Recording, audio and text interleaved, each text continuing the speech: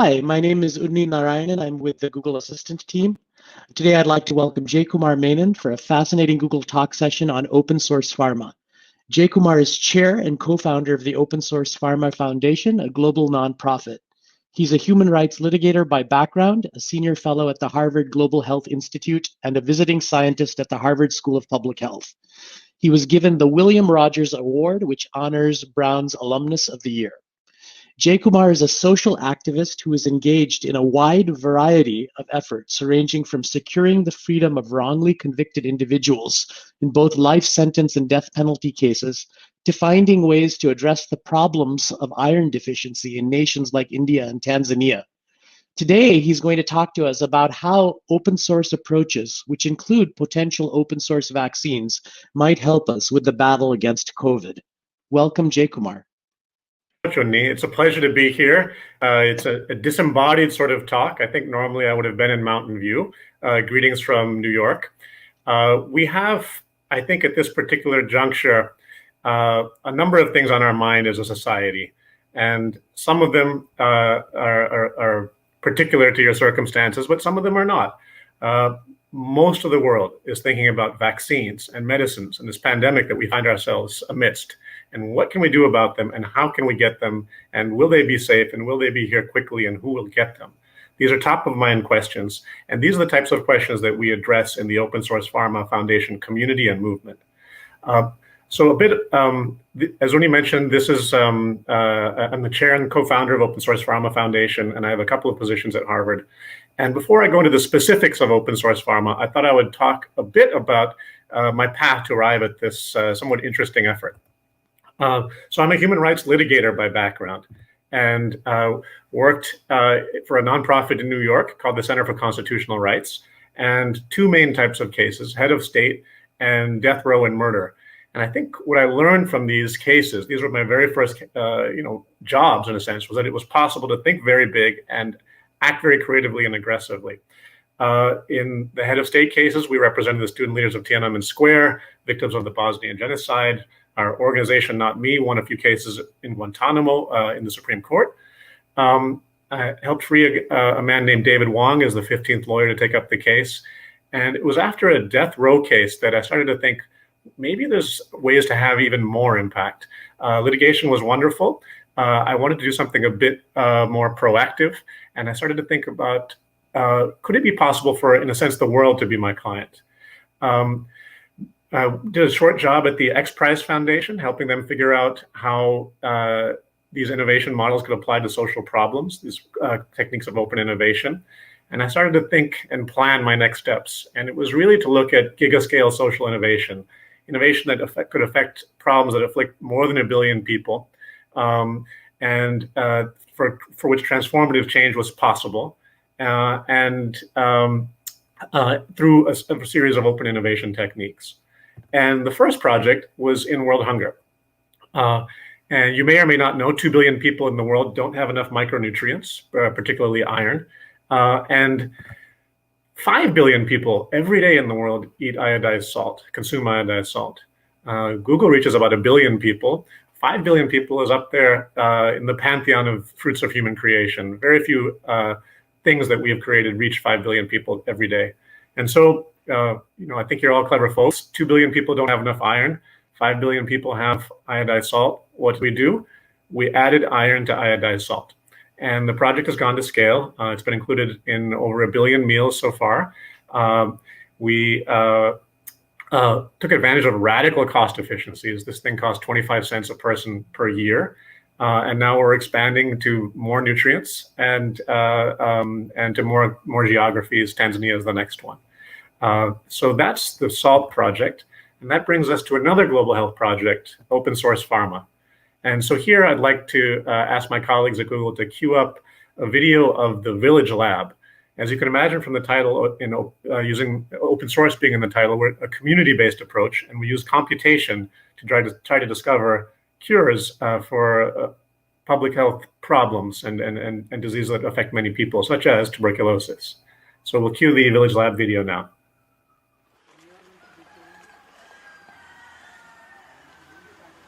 So can you believe that this is my school where I studied? And still it is like that. When I was in 1973 to 80, I studied here.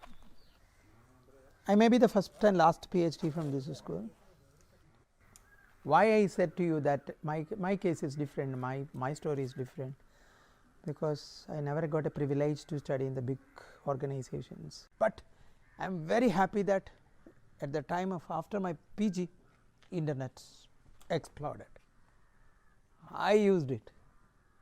Now I can compete with any of my fellow scientists who got a good training from different universities of the world. Internet is an accidental outcome happened in the world, education and civil societies. It is an accidental. There is a story in Kerala, in India, that is, it is known as ghost. It is just like we opened that port, ghost came out. The knowledge managers, the knowledge owners never expected such an explosion. If they are not closing that ghost and allow that ghost to go back to the port, then this village and all universities will be almost similar in knowledge making and knowledge sharing. See, okay, I'll introduce all my students, my colleagues here. But before that, let me justify why I am calling this as a lab. Because generally when you are going to an institute, first they will show you the library and a lab, right? And now after my experience 4 years in Indian Institute of Science, I understood that you can replicate the Indian Institute of Science chemoinformatics center anywhere in this country, because everything is connected through internet. Even the Oxford University Library, Indian Institute of Science Library, you can open up to anyone, so they can work from anywhere, right? So that the people will go back to their houses and will develop the cultural, spiritual, moral and ethical values. Why can't we do everything like this? It's not concentrated to one place, but it is shifted to many villages. See, I can tell you that see, my students could publish international papers from this shed. Means this model is correct, na? Am I right?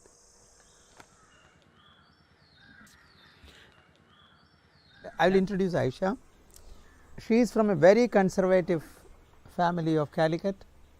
Basically, they used to stop their education after graduation, but now she developed her own lab in her house.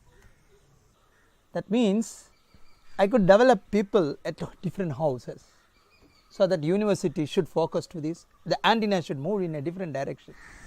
I would never dream that I will do research.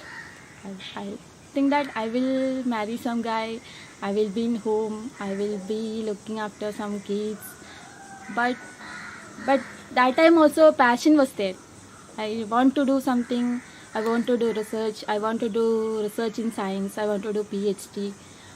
It's possible only because of internet. I'm learning, I'm doing myself. I can do my passion. It's a big thing. As per me, it's a big thing.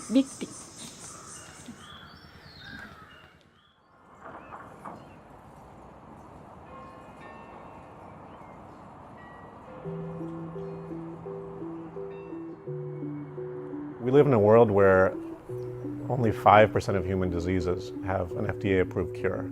The current system is oriented towards the most lucrative types of human diseases. That leaves the rest of humanity without too much to rely on. So this is the core issue. We're also seeing in the pharma sector exponentially declining productivity, in fact, and extremely unaffordable drugs. So there needs to be a new method.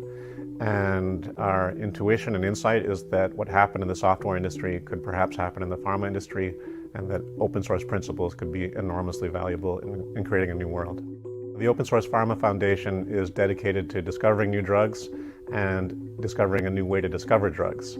So we work at both an ideas level to show that it's possible to have an international effort that creates a new way of doing pharma R&D, or more colloquially, to revolutionize pharma R&D. And then we're also trying to practice what we preach and actually create affordable new cures.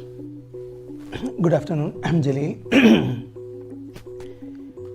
I'm from South India, basically the southern part of India, known as Kerala.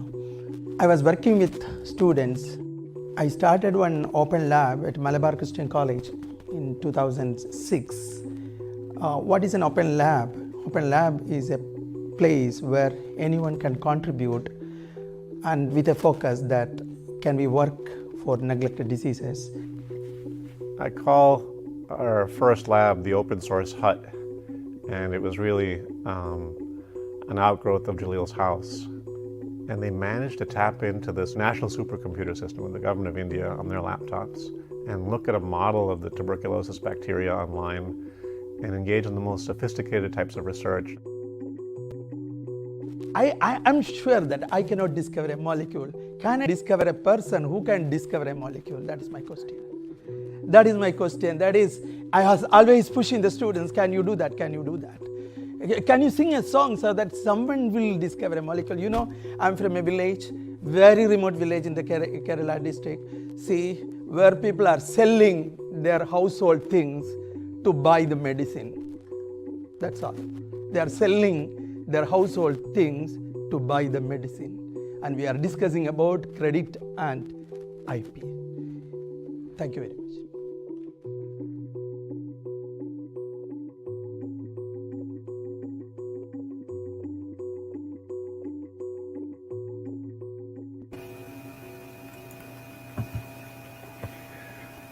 So thank you, everybody, and thank you, Google team, for playing those videos for us. And I think that's given you a bit of an orientation about the people and what is open source pharma. But let me take a step back. Why do we even need open source pharma? What's the problem? And the problem is that there's a fundamental mismatch between the needs of human biology and the incentives that are offered by our current industry structure and market system. We have what are called low revenue diseases. And these are diseases where it's through nobody's fault. It's just simply an ineffective place to focus one's economic energies. These include tropical diseases. These include rare diseases. These include diseases for which the cure is very rapid, such as antibiotics. And what this means is that 95% of all human diseases have no FDA-approved cure. 95%. So that means that we're not talking about an exception here. We're talking about the rule. So I think what we're trying to do is diagnose and remedy some problems in the pharma industry. And one of them, you're in the IT industry, you're familiar with Moore's law, the exponential increase in productivity. In pharma, we have something that's called Eroom's law, which is an exponential decline in productivity. And this is just will not help us produce the cures that we need for all of the diseases that we have to solve. So like I mentioned, only 5% of ailments have an approved cure or treatment. Other huge barriers. It takes $2.5 billion or more to develop a single new drug.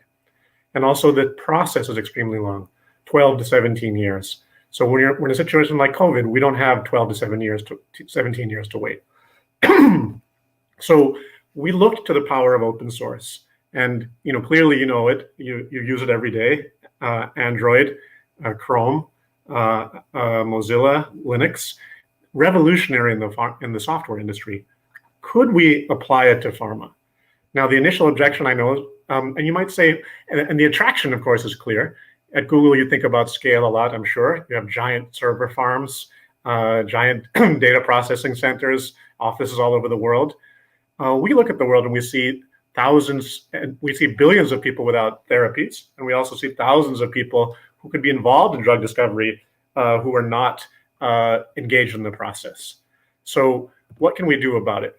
So you'll say, how does pharma work? how does open source work in pharma R&D? It's very simple. There's a few steps you need to do to make a drug or a vaccine, very simply. The earliest stages you can do online over the computer, so quite easy to do in an open source way. The middle step is harder, it's wet labs, and here we can look at crowdsourcing and sort of Airbnbs, networks of fallow wet labs. We have a methodology for open source clinical trials involving open data, crowdsourced commentary, and then the last step is the key one. We already have an infrastructure that gets things out on a market basis to millions and billions of people. It's called the generic drug industry. If we can just create a new instantly generic drug, we can really change the world and improve the lives of billions of people. So you'll ask, okay, this is all great, but what's the basis for it? Is this just some slides? No, there are some significant papers in Nature on the subject. There have been significant efforts from the government of India was one.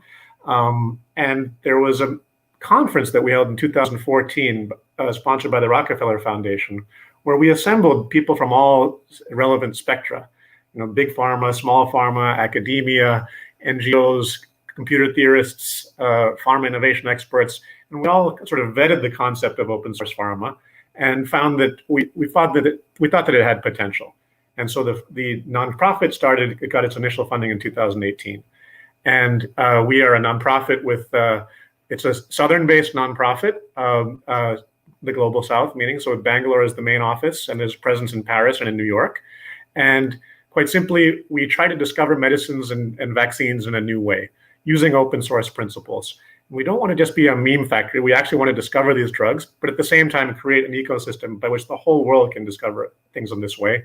And our goal is not just philosophical, it's practical. We want to cut costs by over 90% and time by over 50%. So it's sort of Linux for drugs and medicine for all is our mottos.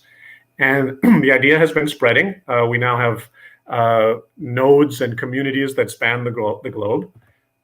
And people always say, well, okay, that's great. If you're in this world, computers are fine. What about clinical trials? That's so expensive. And the whole process is so expensive. And here I start to think about, I'm not sure if you've seen this movie. It's one of my favorites. It's called El Mariachi. And it was made for $7,000. And then it spawned all sorts of other things. The sequel had Antonio Banderas, and now the filmmaker Richard Rodriguez works with Quentin Tarantino. But he made a film for $7,000. Now, if you want to make a drug, it costs about $2.5 billion, and that's a concern. Well, the estimates vary, but it's a lot, somewhere between hundreds of millions and several, high nine-figure billion dollars is the price tag, and again, 12 to 17 years. We took on the problem of tuberculosis. 1/4 of humanity is infected with the tuberculosis bacteria.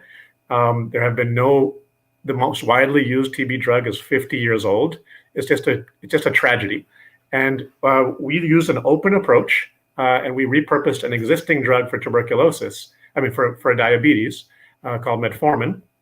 And in our first year of funded existence, we reached phase 2B trials, and we spent less than $50,000 to do it. Now, this is several orders of magnitude less than a standard pharma model. And so it's a great concrete advance. We're in late stage clinical trials. And this along with the government of India. We've also been doing a lot of work in computational discovery, both creating IT tools, sort of Google Maps for TB drug discovery, as well as doing computational drug discovery and publishing more papers from that shed. And we really focus on the community and the movement. So we're trying to bring this community, it's already into being. We've been nurturing it. Our team has been nurturing it for about 10 years so far. And it's expanding and growing, and it's global and it's vibrant, and we do what we can to support it and nourish it. So it sounds like an audacious idea, open source and pharma. There are some very credible parties that the community and the nonprofit are working with. The National Institutes of Health, Harvard, the Tata Trust, the TB Alliance, the Mayo Clinic. And the funders have been some of the establishment funders. So we've got major philanthropies in Mumbai, in London, and in all over the world, in fact. And So far, it's been philanthropically funded because our cost structure is exponentially lower, but it's also, when you're working on tropical diseases, as we have been, the profit margin is quite a bit lower, and fairly non-commercial, you might say. And there's been a fair amount of press, Fast Company, The Economist, Forbes, it goes on. Bill Gates has actually tweeted favorably about open source approaches to drug discovery, and we've pinned this on our site. And we got a little award from Fast Company magazine. This brings us to the current pandemic, and there's actually at least 2 pandemics ongoing right now. Tuberculosis is one, and COVID is another. They are both respiratory pandemics, and in both of them, we are working on repurposing to address these respiratory pandemics. So this is something that's engulfed the world. We're all affected by it. I'm in New York, a few degrees of separation from people who've passed away. My aunt in New Jersey does not want to leave the house until we have a vaccine. I'm sure all of your lives have been disrupted, and it goes from the very bottom to the very top. Everybody can get this. And so pandemic means it addresses something that affects the whole world, pan. And so if you were a Martian and you came down and you were observing our little planet Earth, you would have thought that if humanity was facing an existential threat, that the solution would have been open source. You would have thought that the whole world would have worked together at once, and you would have thought that the fruits of that research would have been available to all human beings. Sad to say, that's not where the process has been going, although it has been more, as Fast Company noted, more open source than any other effort to date. And let's say it wasn't a Martian, but let's say it was a robot, also from outer space. This robot might say something like this: I call on all countries, companies, and research institutions to support open data, open science, and open collaboration, so all people can enjoy the benefits of science and research, again, in response to this pandemic. Well, what happened? There was a call to that effect, and that was a quote from the Director General of the WHO. And we take this as an endorsement, a ringing endorsement of the open source idea. Our time is now. We need your help. We need everybody's help to propagate this idea and put it at the core of what we're doing. Why? Not because it's the right thing to do, but because it's the practical thing to do as well to save humanity. Science is built on the shoulders of giants. If we all work in our separate, narrow burrows, scientific progress is slower, and the access to the research is slower. And you'll say, well, what about the private incentives, et cetera? This is publicly funded research. Public funds should go to public knowledge. So we have several projects that we think could really make a dent in COVID-19. What we have, our secret weapon, is really our philosophy. That's something that we have that the private industry and the conventional model just does not have. And it's singularly suited to the challenges that we face today, where all of humanity needs to pull together and row oars in the same boat. So the first project is the Antibody Cocktail. So if you've been following the news with the US president, he took an antibody cocktail the last couple of days. What it is when you recover from COVID, you may have antibodies coursing through your veins and arteries, and that can be transplanted to somebody else. And the DARPA technology, which the president utilized, lets you clone and mass produce those antibodies. Now, it's very expensive, and these companies will charge a fair amount for it. Our notion, we've been building this out, is to create a global network where you put the structure of the antibody online, and localized producers, small biotechs, in some cases small hospitals, can produce the stuff on site with no royalties to pay. And the early indications are that this gives you maybe 3 months of immunity. This is why DARPA and the US military took it up in the first place. So we could have a kind of global network of localized antibody cocktail production that could reach orders of magnitude more than the current model. And the second project that we've been working on is repurposing. So nearly every single drug that's in clinical trials right now for COVID is repurposed. Meaning, remember when I talked to you about the 12 to 17 years, we don't have the 12 to 17 years to make a new drug. So people are looking at old drugs and seeing if they apply to this pandemic. The problem is that there's very little infrastructure for repurposing. People call their friends, try to remember what happened with Zika. There's no institutional knowledge, very little. And so OSPF, Open Source Pharma Foundation, in conjunction with the governments of the US and Brazil, NIH and Fiocruz, as well as an EU-backed group called IATRIS, are creating a global hub to pursue open source approaches and with a focus on repurposing. And so the next project, we'll call it sort of Red Hat for medicines. We are looking at creating open source drug discovery software. And you saw the people in the Village Lab. They need software to work on drug discovery. And the current software is flawed in many ways. And so we have a deep knowledge of the community and have nurtured this community for decades. And so we can see something happening similar to what happened in software, where excuse me, wave upon wave of innovation is triggered by having the right software tools. So this is another project we're very keen on, and it may resonate with some of you at Google, and we're glad to talk about it. And now the big enchilada. Okay, everybody is thinking about the COVID-19 vaccine. It's perhaps the most discussed pharma R&D project of the last several decades. The average person on the street is thinking about medicine discovery and vaccine discovery. And so what if we could create an open source vaccine? Now that sounds rather pie in the sky. Is it just this little NGO that's thinking about it and some wild and woolly community members? Or who else is behind it? And what does it mean?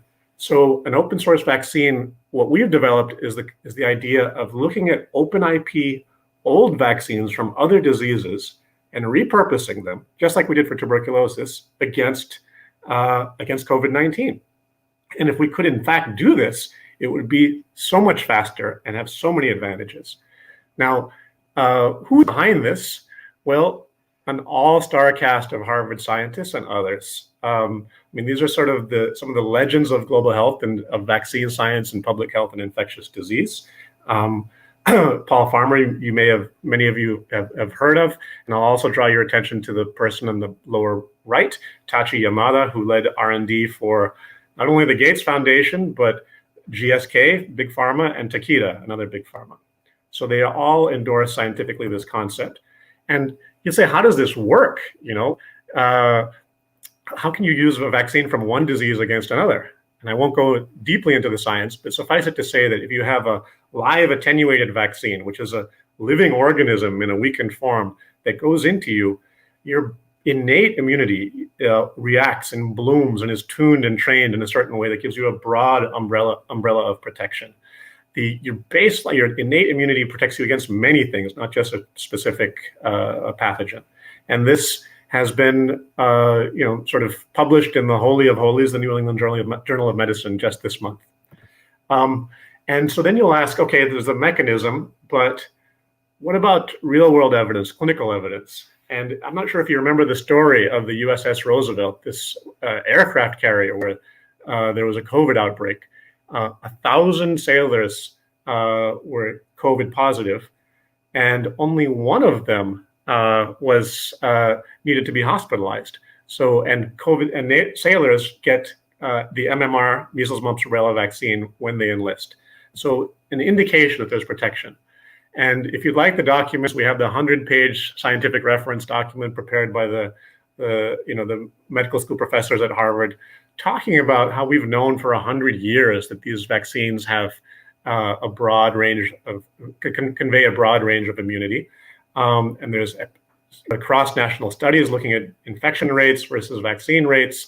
And there's a variety of powerful clinical studies, including a recent one that showed that when elderly people were given BCG, there was a 45% reduction in all respiratory infections, all, not just tuberculosis, but a broad range of infectious disease protection that was conveyed. So it's, long story short, the science is fairly impeccable. These are, at the very least, they're worth doing trials. And then you'll say this cost, it's going to cost too much. Well, how are we going to do it? And here's the answer to that. It's, we're talking at least or roughly 100 times cheaper to repurpose an existing vaccine as opposed to making a new one from scratch. Now, the next question you might ask is, who's going to stick their neck out and really do this sort of, try and, back this sort of approach? And you saw the list before of all the Harvard professors. And then the next question that you may arise is, okay, this is all well and good, it's conceptual. How are you really going to do it? Who's on board? And so the parties are the Open Source Pharma Foundation, Harvard Medical School, they will be the PIs and can help coordinate the trial on the ground. This is in the US, in nursing homes. And the government of India, they're on board as well. And you've seen some of the advisory team and the PIs. And then you'll say, well, okay, it's but okay, we've heard about Oxford and Moderna, and they're already on the case. And what do you guys have to offer? They're far ahead of you. No, they are not. You heard it here first. This is arguably an effort and an approach that's arguably in first place in the COVID vaccine grand race. First place. And I submit this to you for two reasons. One, the groups that are, the ballyhooed groups that are sort of at the front of the race are in phase 3. These trials are also phase 3. And then approval is not when the finish line is not approval. The finish line is broad use in the population. And because these vaccines have been used by hundreds of millions of people, cost as little as 11 cents a dose, have a safety track record of decades. People are comfortable with these. The manufacturing is in place. There are huge advantages at the stages yet to come. So this is where we stand. And there are a few trials that are ready to be launched. They're scientifically prepared. The sites are arranged. If we find efficacy, I won't say you should just take these vaccines. We should have a trial first, even though they are licensed and on the market. We really are talking about winning the global vaccine race with an open source and just approach. And usually in life, you have to choose between the best and the fanciest and what is fairest. And here, the two converge wonderfully. And all that's really left is a bit of funding. The weakness of this model is that nobody really makes money off of it. These are vaccines that are already on the market for as little as a few cents a dose. So it's a philanthropic effort. And government and philanthropy, the industry structure doesn't really support this type of work. And so just a few, $3 million for the US trial, $400,000 to $700,000 for the India trial. These are, again, are first in the world, arguably. And I put the nail up there because for the want of a nail, the kingdom is lost. If you really thought about it and you had a potential cure or way to stop COVID-19, and the whole package here is $10 million for multiple candidates, multiple trials, wouldn't that be the best quantum of funds ever spent? So there's a poem by William Carlos Williams. He's a physician and a poet, and I love it. It says, "So much depends upon a red wheelbarrow, glazed with rainwater beside the white chickens." So I was a little bit nervous today because I was going to be speaking to all of you, and we have a chance, if I can persuade you and your heart is moved and your brain is convinced, we can fund these trials today. It's not a lot of funds. Between you and your networks, we could crowdfund it. We could even have one person who covers the whole thing.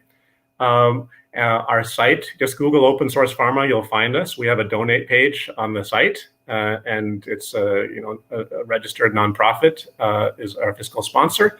We also are working with a wonderful group called Consano, which is sort of like a Kickstarter for medical research, but with a couple of added benefits. One, they're deeply focused on medical research, and two, they don't take any fees. They're a nonprofit themselves.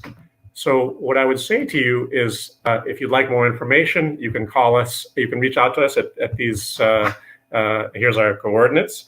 And what I would close with is, we have a vaccine in the palm of our hands potentially, and it would be a pity not to pursue it. The red wheelbarrow speaks to us all. Nothing is more important. And the whole world could pivot on what you and I do this afternoon. And in the next coming days, we can launch these trials, we can save the world, and the world beckons for us. Thank you very much.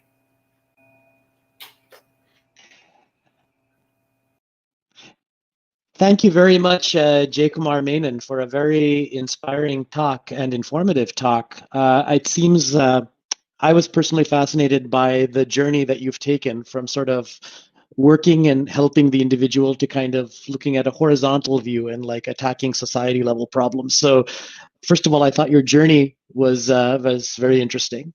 The second thing is I thought the notion of scale was quite fascinating as well. That you can have a village in Kerala, a node, so to speak, in terms of like this big human computing infrastructure to actually address these problems that affect humanity. So really, really fascinating.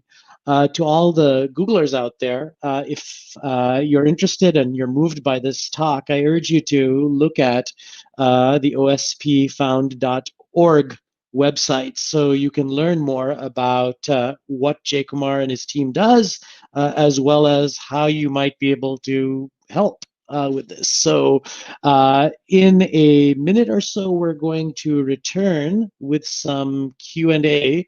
And so we're just looking to see what questions might have. Hi. All right. Well, welcome back, Jaykumar. Thank you. Thank you. Thanks for that excellent talk. We thought we would just jump right into Q&A. So one of sort of my newbie questions for you is you gave the example of the Roosevelt, and you talked about just one soldier being hospitalized with COVID. My question is, aren't we all vaccinated with MMR? What's sort of the revaccination requirement here for these old vaccines to still be effective? Sure. Many people in the world have been given MMR and given also BCG, the tuberculosis vaccine. They do sort of wear off after some time.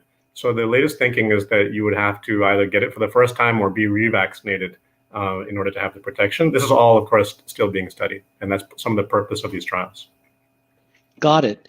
Another question, just generally, like obviously fundraising is challenging, but in terms of the methodology or the problem-solving aspect of what you're doing, what's the toughest part about building out these vaccines or treatments? Yeah, I would say performing clinical trials is always difficult. It's a logistical bear. And so you need to kind of find parties that have done this many times over. And, we're lucky enough to be able to find such people. There's actually a shortage of supply. Most epidemiologists and clinical trial specialists are booked up with some of the sort of more remunerative projects. And this is what I hear from even the US government. They have a shortage of scientists. We fortunately have a group of very passionate and idealistic scientists that are willing to do the work. I think there's an intellectual battle. There's a sort of view that repurposing is not high science and not so interesting. And I would submit that that's actually the wrong view. Well, one, of course, our goal is to improve human health, right? And the body doesn't know whether this is a new vaccine or an old vaccine. The second is it's sort of a primitive mechanistic view of the body. You think, okay, we have this one little part of your cell that needs to be attacked by this one little, segment of genetic material in the vaccine. The body is actually a very complex system, and those of you who study AI understand. There's all sorts of complex relationships, and this is what we're trying to tap into, a more modern understanding of the complexity of human biology. And that's what actually this New England Journal of Medicine paper that just came out, it's beautiful. It talks about how the old vaccine tunes the system and there's this cascade of effects that provides you with this umbrella of protection. What are the legal structures that you have in place to ensure that these things are actually shared and not kind of assumed by private companies? Yeah, here's where we have an unassailable advantage. When you fund, right now, most of the vaccine R&D is being done by private companies. Much of it is funded with taxpayer dollars. And there's sort of a wing and a prayer. You hope that they will make it available at an affordable price. The stuff is not being built into the contracts. There should be, as a lawyer, I would recommend 2 clauses: one, that the science be open, and 2, that the product be affordable and accessible. With us, there's a phrase in international laws from the law of the sea and also the Moon Treaty called the common heritage of all humankind. And we are using open intellectual property. Nobody owns this. Well, we can't monopolize it. Nobody can. And even so there's no possible way that somebody can hoard this. And in fact, it's better even economically because there's no monopoly here. There can be multiple producers. There can be competition. So at every level, it's better. Excellent. And I think my last question for you today is how do you compare and contrast from a personal point of view working with the individual and working with scale? What do you miss about working with the individual, and what do you sort of find challenging, especially challenging with working at scale? Yeah, I mean, when you're working one-to-one with a human being, you can really see them, look in them in the eye. You can, sense their emotions. You have a relationship with them. David Wong is somebody who will be a friend of mine for life. I worked for 12 years with him on his wrongful conviction matter, and this work is much more abstract. But I would say there's less difference than one might think. The litigation, at least that I was fortunate enough to be involved in, was all impact litigation. So it presumed you were trying to change precedent or affect a class or affect a policy. So it had the scale built in. And here, if you're working at scale without being in touch with the community, I think that it's very dangerous in a way. So you need to kind of really be in touch with the patient communities and the justice and ethics angle of things, lest you go astray. Excellent. We actually have a couple more questions from the audience here. So Yogesh asks, how does the open source pharma protect and incentivize the work mission of key contributors and researchers? Yeah, so this is a key question. And our short answer is it's a little bit similar to how it happened in software. We're not going to try and reinvent the wheel. So in software, and you all will know this better than I, people contribute in order to learn, in order to be recognized out of passion. Here, what we do is those same sorts of things apply. There's a community that you can become a part of. We work with a lot with young people and who are trained in sort of basic science, but not in practical drug discovery. And this is often some of their first exposure. We have professors who wish to leverage armies of people, and so they benefit by having this. We do micro-attributions. We try to get people's names on the papers, on the academic papers, or even pieces of it, and we're exploring further models there. And then, we're also looking at sort of, in some sense, we've been 100%, philanthropic so far, and we'll probably remain that way. But open source is not incompatible with revenue. You see that in the software field quite a bit, and so that may be a sort of longer-term way to make this more economically sustainable. Excellent. We have another audience question. Eric asks, assume you had the full funding for the US and India trials of this vaccine approach tomorrow. What would keep the trials from starting the same day? How fast could you move? Yeah, so that's a great question. So one trial has already launched, so we have moved already. So the BCG trial in India, which I didn't mention because it's already up and running, for elderly patients, this is the tuberculosis vaccine for elderly patients in India for COVID-19, is up and running. The patient enrollment has started. The second trial in India is going through its next round of ethical approvals. Part of it is the whole process is a bit slower and more theoretical when you know you don't have the funding to do the trial, but we are ready. We have the ethics approvals are it's a matter of a couple of weeks till they're done, I believe, and the sites have been identified and we're ready to go.